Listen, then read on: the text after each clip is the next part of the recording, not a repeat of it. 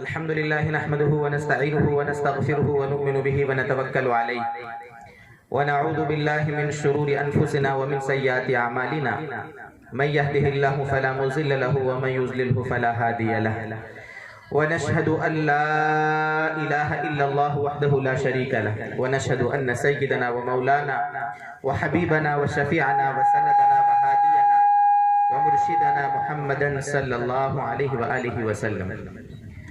أما بعد فأعوذ بالله من الشيطان الرجيم. بسم الله الرحمن الرحيم. قل هل ننبئكم بالأخسرين أعمالا الذين ضل سعيهم في الحياة الدنيا وهم يحسبون أنهم يحسنون صنعا. وقال النبي صلى الله عليه وآله وسلم ما من مولود إلا وهو يولد على الفطرة فأبواه يهودانه أو يمجسانه أو ينصرانه أو كما قال عليه الصلوات والتسليمات. صدق الله العظيم وصدق رسوله النبي الكريم ونحن على ذلك لمن الشاهدين والشاكرين والموقنين والداعين.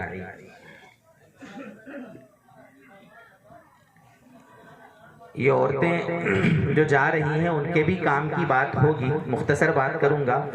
بہت دور سے آیا ہوں اس لیے گزارش ہے کہ تھوڑی دیر بیٹھ جائیں. یقیناً عورتوں کی مجبوریاں ہوتی ہیں، ان کے ساتھ ان کے چھوٹے بچے ہوتے ہیں، وہ ان کی گود میں سو گئے ہیں. تھوڑی سی اور قربانی دے دیں، جس کی سخت مجبوری ہو وہ چلی جائے، کوئی مسئلہ نہیں.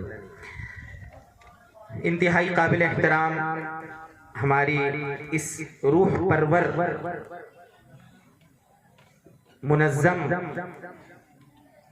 محفل اور مجلس کے صدر باوقار دیگر علماء کرام جو اسٹیج پر جلوہ فروز ہیں اور بہت سے علماء کرام میرے سامنے یہاں موجود ہیں اور پیارے بچوں اور معزز خواتین.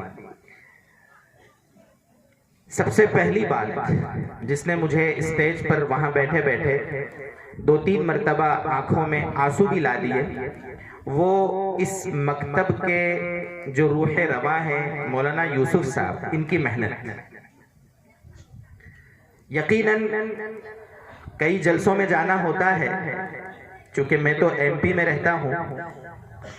یہاں سے جانے کے بعد بھی تقریباً رمضان سے پہلے 4 جلسوں میں جانا ہے. محبتیں رکھتے ہیں لوگ، لیکن یہاں پر جو محنت میں نے مولانا یوسف صاحب کی دیکھی ہے، دیکھیے اگر کسی کے اندر کوئی خوبی آپ دیکھیں نا تو اس کا اعتراف کرنا یہ بہت بڑے دل کی بات ہوتی ہے. آج کل مسئلہ یہ ہے کہ علماء کو علماء سے حسد ہے، مالدار کو مالدار سے حسد ہے، پڑوسی کو پڑوسی سے حسد ہے. کسی کی اچھی گاڑی، کسی کا اچھا بنگلہ، کسی کا اچھا گھر، کسی کی اچھی فصل. کھیتی باڑی والے ہیں تو آپ کو یہ مثال سمجھ میں آئے گی. یعنی جلن ہوتی ہے، حسد پیدا ہوتا ہے. حالانکہ خوبیوں کا اعتراف کرنا یہ انبیاء کی سنت ہے. حضرت موسیٰ علیہ السلام کو جب اللہ تعالیٰ نے فرعون کے پاس پیغمبر بنا کر بھیجا تھا تو حضرت موسیٰ علیہ السلام یہ نہیں کہ ایک اعزاز مل گیا چلو اور ہوشیار بن کر اکیلے چلے گئے ہوں، بلکہ حضرت موسیٰ علیہ السلام نے قرآن کریم میں موجود ہے، واقعہ موجود ہے، اللہ تعالیٰ سے گزارش کی اپنے بڑے بھائی کے بارے میں. حضرت ہارون حضرت موسیٰ کے بڑے بھائی ہیں. وَأَخِي ہارون هُوَ أَفْصَحُ مِنِّي لِسَانًا فَأَرْسِلْهُ مَعِي. میرا بھائی جو ہے نا، میرے بھائی بڑے اللہ تعالیٰ، وہ میرے بھائی ہارون مجھ سے اچھی زبان بولتے ہیں، ان کی زبان بہت صاف ستھری ہے. ایک بڑی ذمہ داری لے کر آپ مجھے بھیج رہے ہیں تو آپ انہیں بھی میرے ساتھ پیغمبر بنا دے تاکہ ہم مل کر ان کو دین کی بات سمجھائیں گے. فرعون کو مل کر سمجھائیں گے بات، فرعون اس کی قوم کو. پتہ چلا کہ اپنے بھائی کی اس خوبی کا اعتراف ایک نبی نے کیا ہے اور ان کی دعا اور گزارش کی برکت سے اللہ نے ان کو بھی نبی بنا دیا. اس سے جب آپ تعریف کریں گے، کسی کی خوبی دیکھیں گے تو اس کو ہمت آئے گی، حوصلہ ملے گا، اور جو پرفارمنس اس نے ابھی دی ہے نا، آپ کی حوصلہ افزائی کی بنیاد پر اس کے اندر مزید ہمت، حوصلہ آئے گا اور زیادہ اچھی پرفارمنس دے گا. ہمارے نبی صلی اللہ علیہ وسلم کی سیرت آپ دیکھیں. آپ صلی اللہ علیہ وسلم نے حضرت ابوبکر صدیق رضی اللہ تعالیٰ عنہ کے بارے میں کیا فرمایا؟ ہم خطبات میں سنتے ہیں نا جمعہ کا خطبہ، جب بھی جمعہ پڑھنے جائیں گے تو جمعے کے دوسرے خطبے میں کیا پڑھتے ہیں امام صاحب؟ ارحم امتی بی امتی ابو بکر.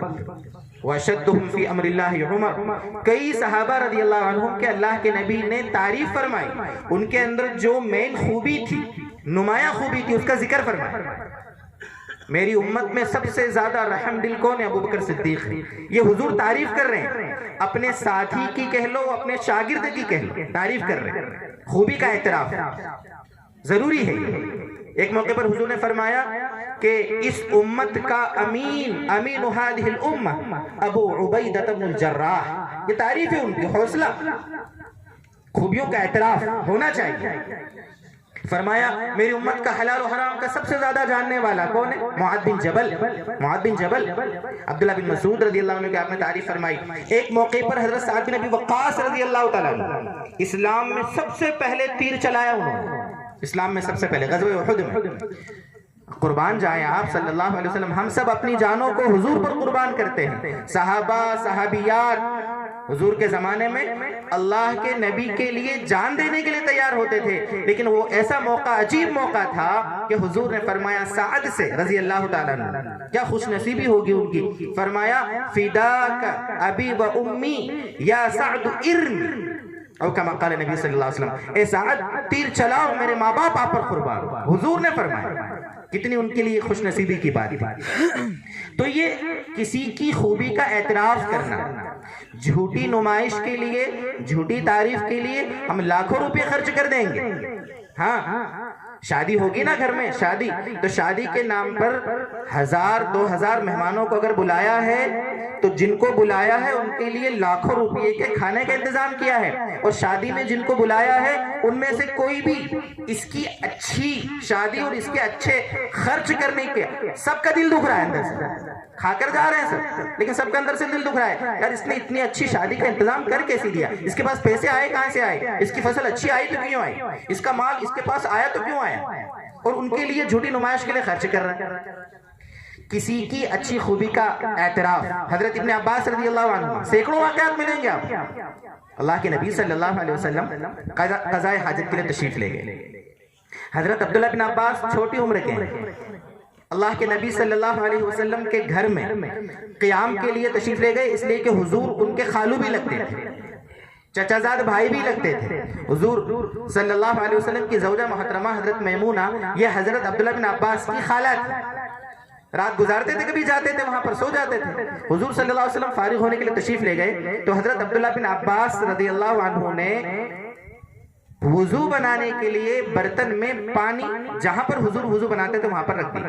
حضور صلی اللہ علیہ وسلم تشریف لائے، جب فارغ ہو کر دیکھا پانی کے رکھا ہوا ہے وضو بنانے کے لیے، تو کس نے رکھا پوچھا، فرمایا ابن عباس نے۔ تو اللہ کے نبی نے، انہوں نے اچھا کام کیا نا، وضو کے لیے پانی کا کسی کے لیے انتظام کر دینا بہت بڑی نیکی ہے۔ تو فرمایا ان کو گلے لگایا، ابن عباس فرماتے حضور نے مجھے گلے لگایا اور گلے لگا کر مجھے دعا دی، اللہم فقہہ فی الدین وعلمہ التأویل، او کما قال صلی اللہ علیہ وسلم، اللہ اس کو دین کی سمجھ عطا فرما، اس کو قرآن کریم کتاب اللہ کا اس کو علم عطا فرما۔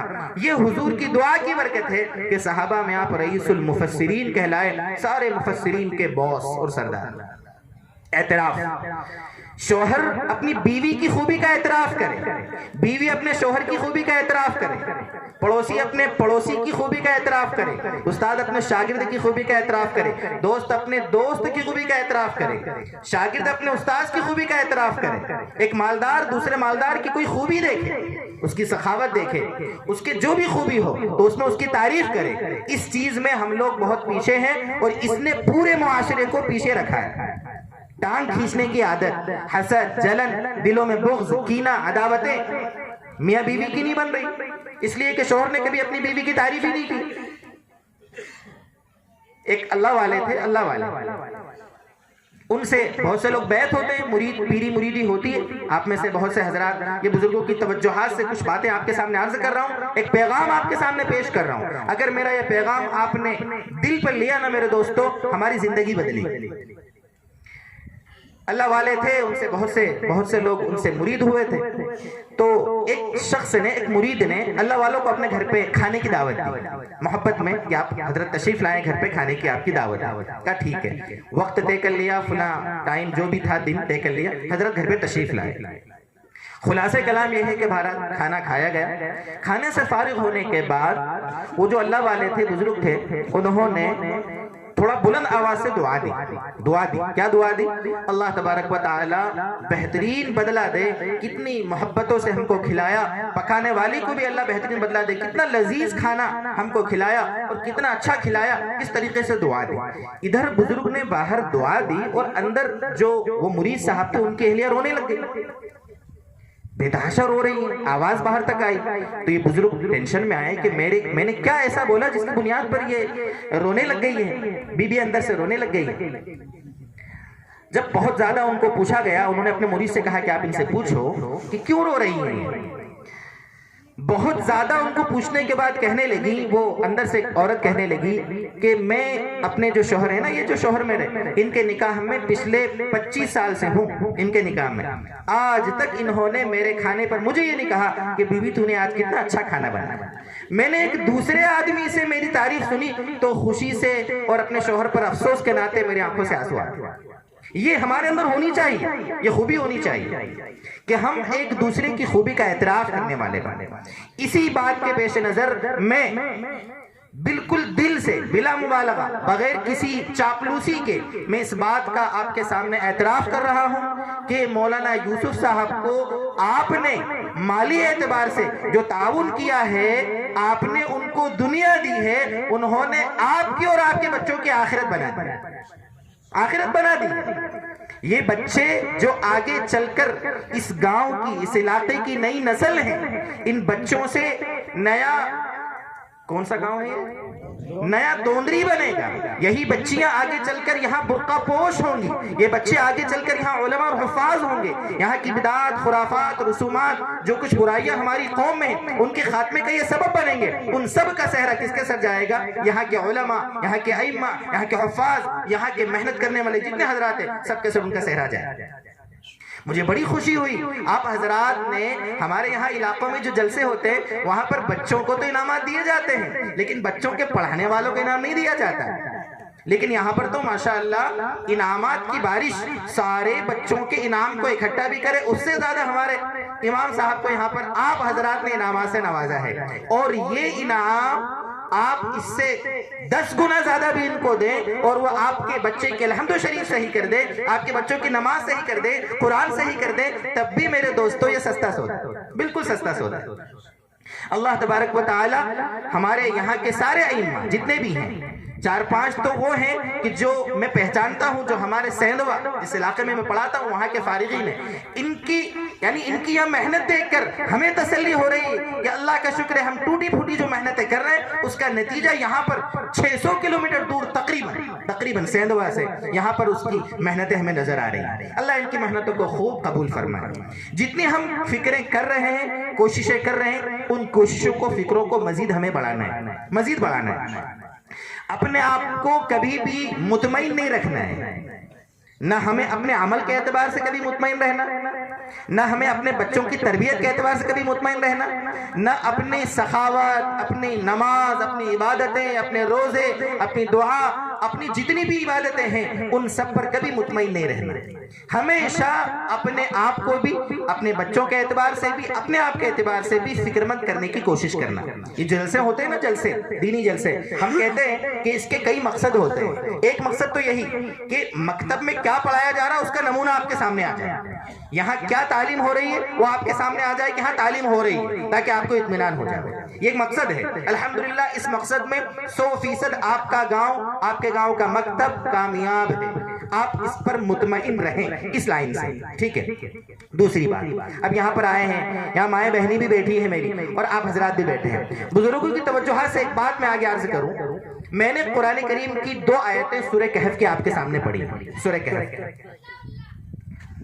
اللہ تعالیٰ اس میں فرماتا ہے قُلْ هَلْ نُنَبِّئُكُمْ بِالْأَخْسَرِينَ أَعْمَالًا. یہ دوسری بات، دوسرا پیغام آپ کو جو دینا ہے، ہمیں اپنے اعمال کو سدھارنے کی فکر کرنی ہے. نمازیں ہوں، روزے ہو، ذکر تلاوت ہو، شادی ہو، موت میت ہو، جو بھی ہو، ان کو سدھارنے کی ہمیں فکر کرنا ہے. ان بچوں کے اعمال یہاں کے امام صاحب سدھار دیں گے.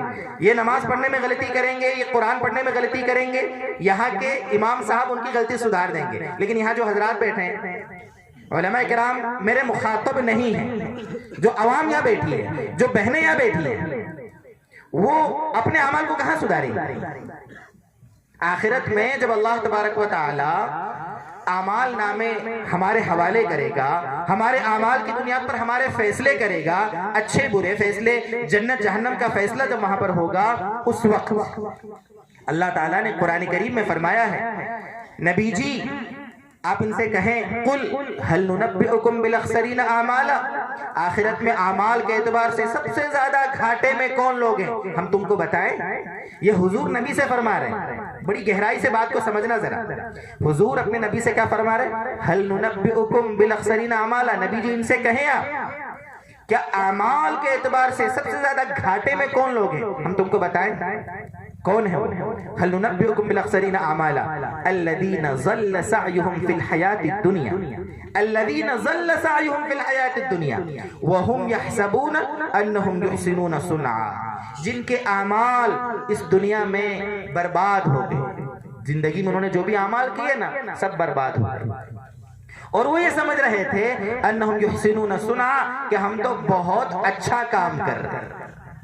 اس کو سمجھے ذرا میرے دوستو، سمجھیں۔ ہماری یہاں نماز کی مثال لیتا ہوں میں، ہم نماز پڑھتے ہیں، ہر مسلمان بالغ مرد عورت پر نماز فرض ہے، کسی بھی عذر کی بنیاد پر نماز چھوڑنا جائز نہیں ہے۔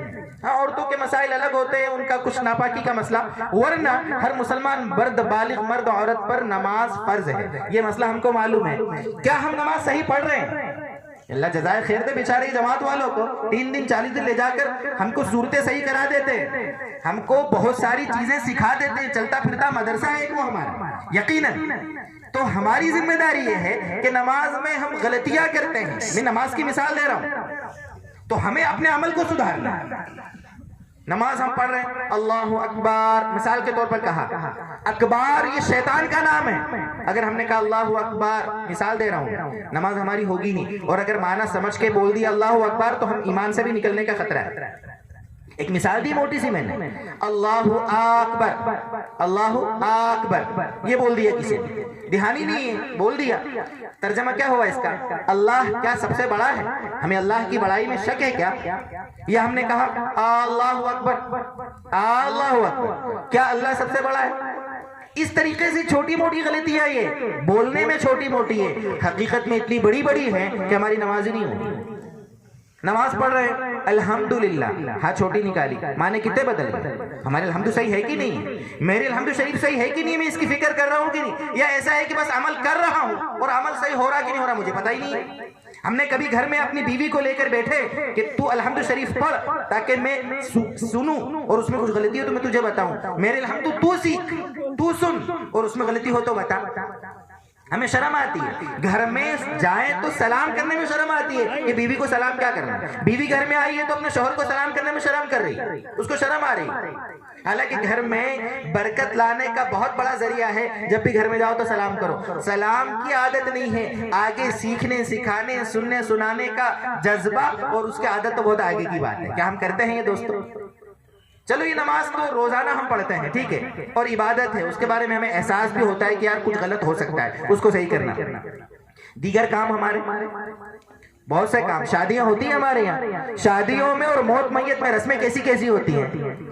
کیا شادی دین کا حصہ نہیں ہے؟ کیا موت میت کا ہونا یہ دین کا حصہ نہیں ہے؟ ہم کو تو اللہ نے اتنا پیارا دین دیا ہے کہ ہم صبح سے شام تک کی 24 گھنٹے کی زندگی، 24 گھنٹے کی زندگی سب دین بنا سکتے ہیں، ہر چیز دین ہے، ہمارا چلنا دین، ہمارا بولنا دین، ہمارا سننا دین، ہمارا آنکھوں سے دیکھنا دین، ہمارا پیشاب پاخانہ کرنے جانا دین، ہر چیز، ہماری شادی دین، ہمارے موت میت میں جو مسائل ہو جائے وہ بھی دین، سارا اسلام کے ماتحت ہے۔ اگر ہم اللہ کے نبی صلی اللہ علیہ وسلم کے طریقے کے مطابق اور اللہ کے حکم کے مطابق کریں تو سب دین ہی دین، سب کچھ دین ہے۔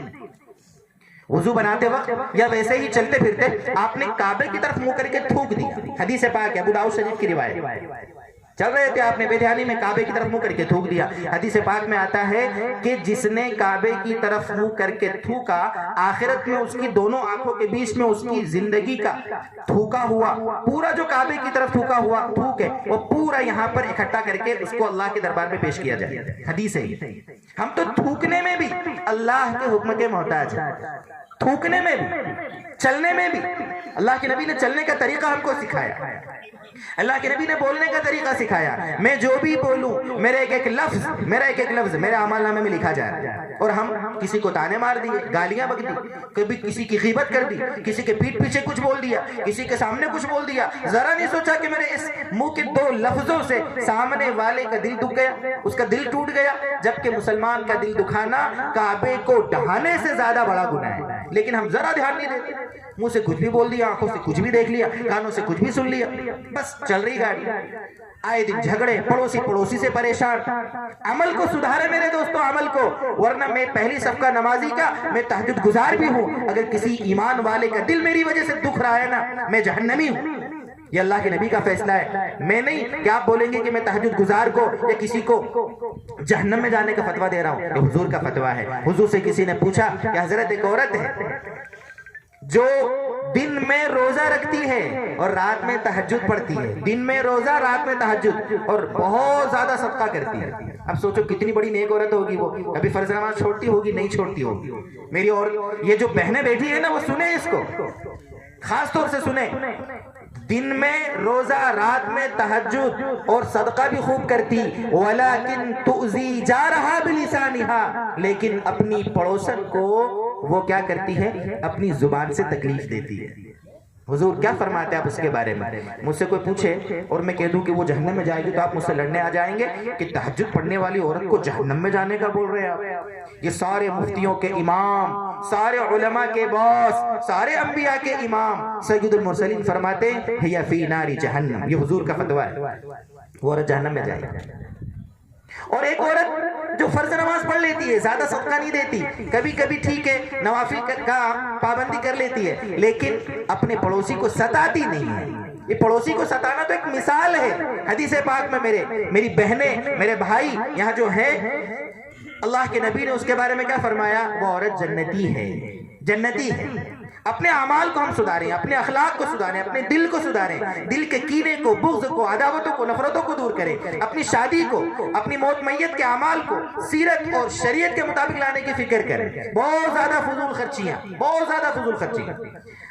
مولانا بیٹے فرمانے لگے کہ 8ویں تک ہمارے یہاں اسکول میں نے شروع کی، مجھے بڑی خوشی ہوئی کہ ہم مسلمانوں کو اللہ نے مال سے اگر نوازا ہے تو وہ ہمارا ناجائز رسموں میں، خرافات میں، بدعات میں یقیناً بالکل سرے سے ذرا سی بھی گنجائش نہیں ہے کہ ہمارے یہاں کسی کی میت ہو جاوے اور ہم دوسرے دن، تیسرے دن، چوتھے دن، 40ویں دن اور لمبا چوڑا کھانا کر رہے ہیں اور اس کے اندر نئے کپڑے پہن کر شریک ہو رہے ہیں۔ یہ اس علاقے کی بہت بڑی برائی، بہت بڑی برائی۔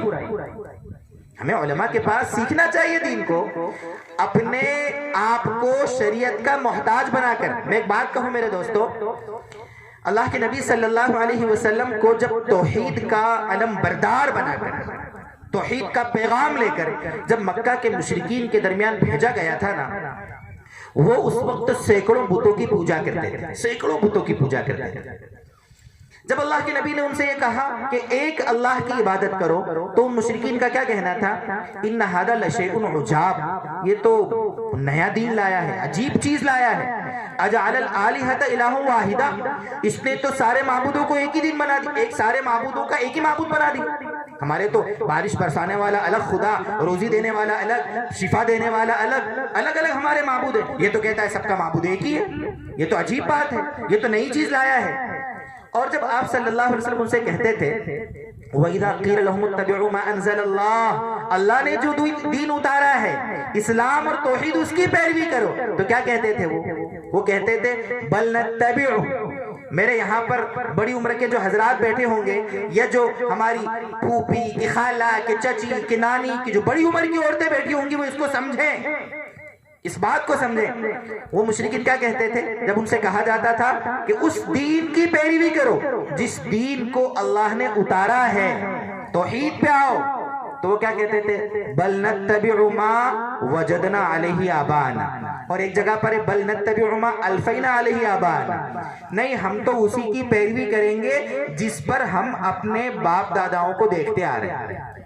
اس چیز نے، اس سوچ نے، اس خیال نے دماغ میں جو ہمارے یہ چلتی ہے نا کہ باپ داداؤں کو جیسے دیکھا ویسے ہی کرنا ہے ہم کو، تو صحیح دین صحیح شریعت اس سے ہمیں کوئی مطلب نہیں۔ علماء کہیں وہ آئیں گے کہنے والے، ابھی آپ سن رہے ہیں، کہیں گے آیا تھا سیدوا سے کوئی کہہ رہا تھا، ٹھیک ہے ہم تو وہی کریں گے جو اپنے باپ داداؤں کو دیکھا ہے، شادی میں وہی رسمیں کریں گے جو ہم نے اپنی دادی نانی کو کرتے دیکھے، موت میت میں وہی کریں گے جو اپنے دادا نانوں کو کرتے دیکھے، جو اپنے بڑھارے کرتے آئے ہم تو وہی کریں گے۔ تو یہ سوچ تو کتنی غلط ہے، یہ تو وہی سوچ ہوئی جو مشرکین کے پاس حضور دین لے کر آئے، تو مشرکین کہہ رہے ہم تو وہی کریں گے جو اپنے باپ داداؤں کو کرتے دیکھے۔